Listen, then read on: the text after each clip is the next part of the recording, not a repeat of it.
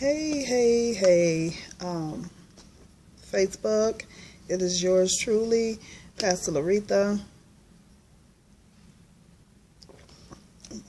I'm just kind of taking a sip of my detox water here.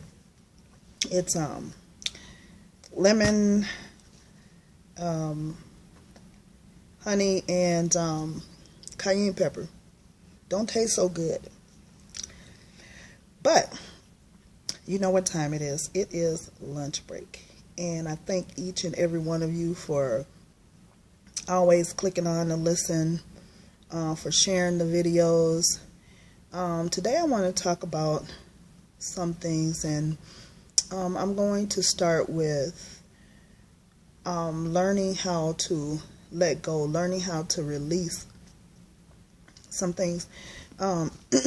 Last night I was on a conference call, and the title of it was "When Love Walks In, Pain Walks Out." Well, I came to tell you today that it's time for you to start loving on yourself.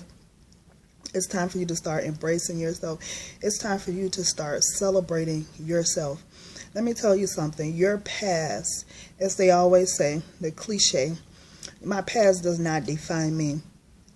And sometimes the very people that are saying that are still looking back on their past failures. There's mishaps, a lot of things that they lost in their lifetime when they were living in the world, and they have been changed, they've been redeemed, they've been delivered, and they've been saved.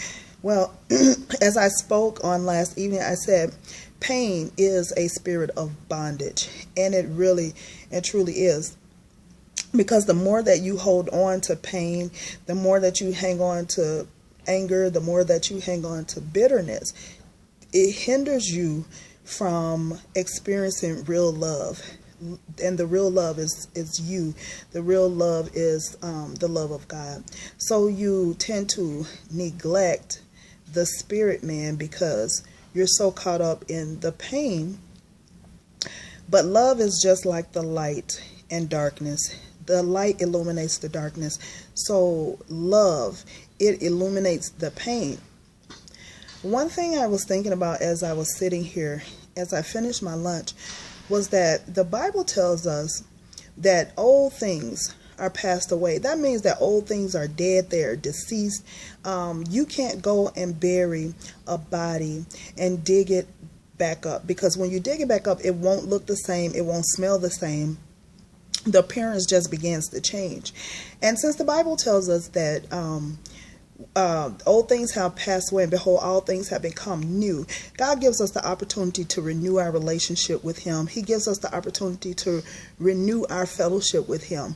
And the Bible tells us in John 3:16, for God so loved the world that whosoever. So when I think about the word whosoever, it makes my spirit man begins to leap with joy, because that whosoever is that drug addict, that whosoever is that alcoholic, that whosoever, it could be any one of us. It does not matter. But the word tells us that love covers a multitude of sin. So while we're in the process, and while we're learning to love ourselves, learning to embrace who we are, accepting who we are, you may not be so pleasant looking on the outside, but what's down on the inside of you? What are you holding down? What has you pinned down on the inside? What's hurting you? If you could stand in the mirror for 5 minutes and just begin to look at yourself, just begin to embrace who you are, begin to celebrate who you are, but ask yourself the question, what's hurting me? When you figure out what's hurting you, you can begin to heal.